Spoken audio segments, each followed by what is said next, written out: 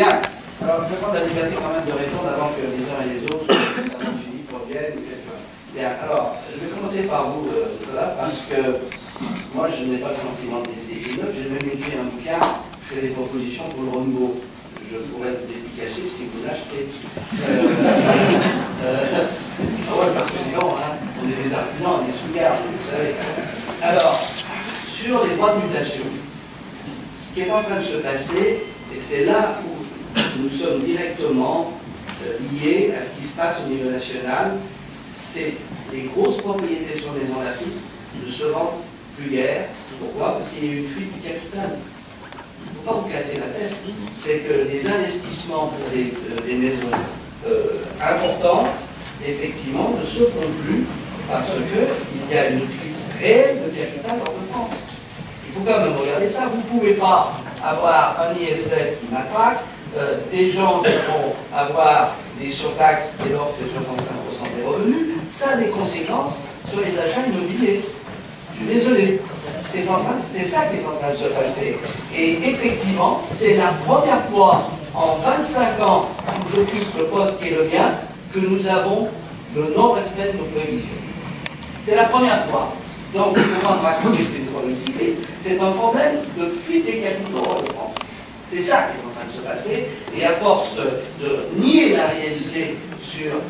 Je vous rappelle qu'une étude a été faite, et je l'ai martelé, je l'ai encore martelé au ministre des Finances à plusieurs reprises, c'est que entre 1995 et 2005, étude faite en 2008 et qui reste valable, la France a été exportatrice nette en stock de capitaux devant les États-Unis. Pas en pourcentage, en stock devant les États-Unis. Ça a des conséquences sur les investissements des uns et des autres. C'est que le capital fout le camp. C'est ça la réalité. Donc c'est pas la peine de me dire où on va, etc. On est directement lié de ce côté-là. Alors bien sûr, certains vont me dire, mais pourquoi vous n'acceptez pas un certain nombre de zonos qui arrivent avec une valise pleine de bifton et vous disent, voilà, j'achète. C'est arrivé une fois, un jeune ouvrier de Maison Laffitte me l'a signalé. Alors bien sûr, on peut recycler l'argent sale, mais ce n'est pas, je dirais, quelque chose d'acceptable. Donc le problème, il est là.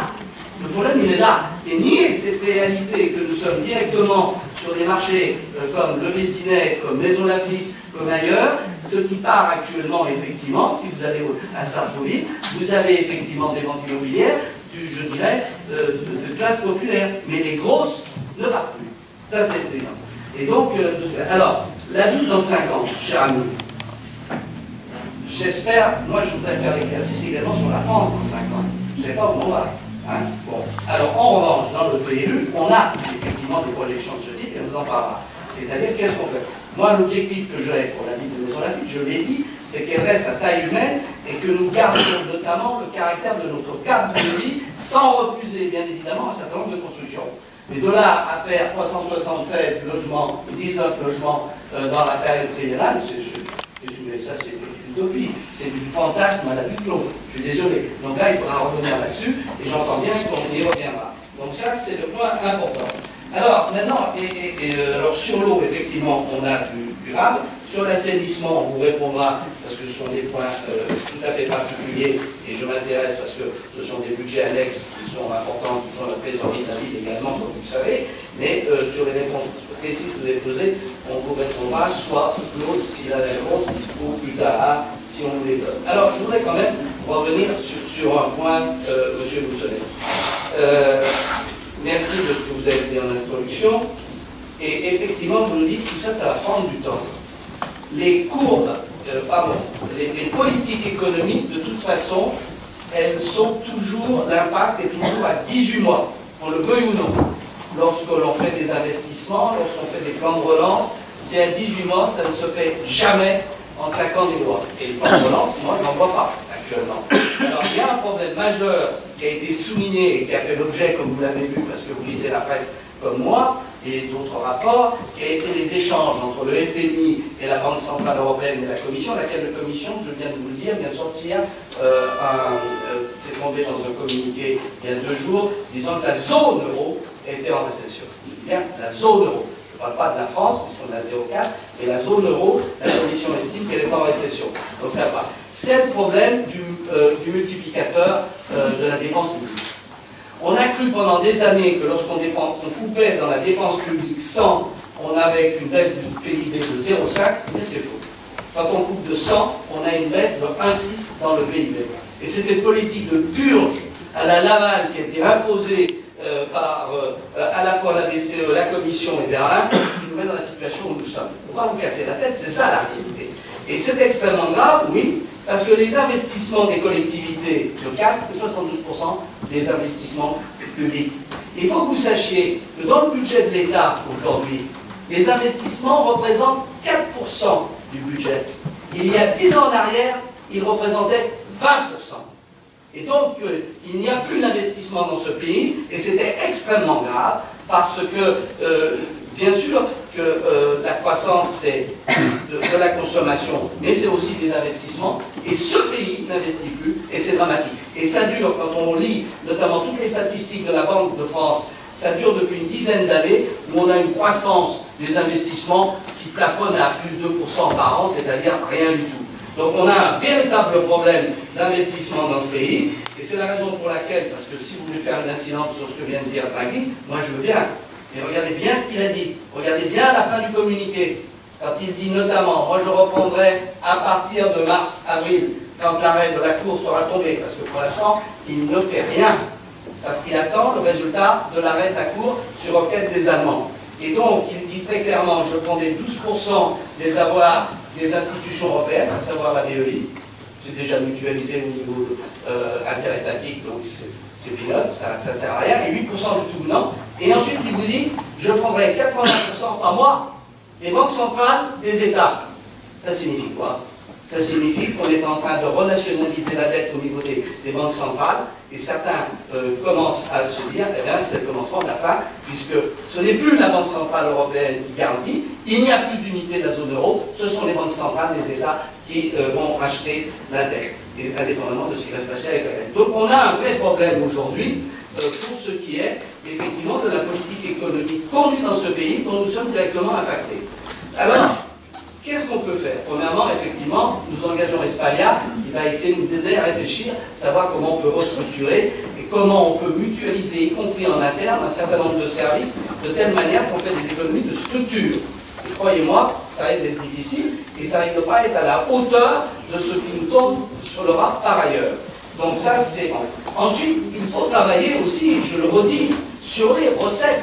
Car si nous augmentons véritablement la base de nos taxations, d'où ce projet sur la place du marché de 5 000 m² d'activité, parce que ça rapporte de l'argent directement à la commune. Mais malheureusement, les zones économiques, nous sommes en train de regarder ça dans justement le diagnostic du PLU qu'on vous présentera très bientôt. Il y a 2-3 zones sur lesquelles on peut créer des activités, mais il faut qu'on puisse le faire également pour avoir de la matière, et à condition, bien évidemment, que les entreprises investissent. Parce qu'actuellement, vous le savez, même si l'assouplissement quantitatif de rachat sur le marché secondaire se fait, il n'en demeure pas moins que les banques ne prêtent pas aux entreprises. Parce que les entreprises ne veulent pas se lancer dans des investissements. Donc c'est un réel problème, on a un blocage de l'économie, et pour la petite histoire, moi j'ai proposé, je l'ai proposé, de dire ben, c'est faire des avances aux États pour l'investissement directement sans passer par les banques.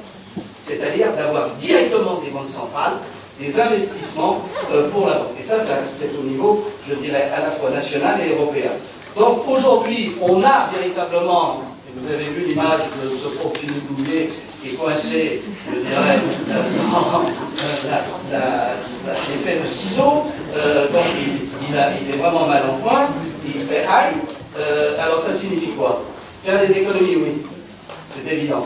On a commencé à le faire, mais je peux vous dire que je vous rappelle qu'on est dans des dépenses, notamment essentiellement, on vous l'a dit, sur le budget du personnel, à 60% des dépenses de fonctionnement, mais par ailleurs, enfin, nous sommes dans des dépenses normées. C'est-à-dire, comme vous l'a expliqué tout à l'heure Brigitte Boiron, en matière de dépenses scolaires, on est obligé de mettre en place suffisamment d'éducateurs ou d'animateurs en fonction du nombre d'enfants. Et ça vient d'en haut. Et là, nous n'avons également pour les ATSEM, c'est partout la même chose. Donc, nous n'avons pas la souplesse de nos dépenses dans ce domaine, nous sommes coincés. Donc, ou bien on décide, on arrête, et même, alors je vais faire bondir quelques-uns je sens déjà que sur ma droite ça va hurler, si vous supprimez par exemple les subventions aux associations, c'est 2 points d'impôt. Là, on vous a parlé de 20 points d'impôt. Allez, la culture, on bazar. On gagne, le personnel sera là parce qu'on ne pouvait pas le mettre dehors, on gagne 160 000 euros. 160, alors comme elle va dire, c'est rien, tu vas pas faire du coup. Bon, c'est pour la faire titiller un peu, la montée en puissance, parce que c'est comme ça qu'elle suit le débat, quand on parle de ça. Bien. Et donc, on a véritablement une rigidité de la dépense, sauf à se dire, on ne fait plus. Eh bien, sauf à se dire, on ne fait plus, je peux vous dire, vous allez l'expliquer, parce que nous avons effectivement des concitoyens qui ont un certain nombre de revenus, bon, qui payent davantage dans les APP, mais qui attendent des services. Donc moi je vous le dis, dans les 3 ans, 4 ans qui viendront, il y aura une augmentation fiscale, des mesures de structure, des recherches de recettes, et ce sera un mix de tout ça pour avancer. Avec la volonté de garder une ville dans laquelle on garde le cadre de vie, on équilibre parfois les logements, et on a des équipements supplémentaires, mais on ne peut pas tous payer. Oui.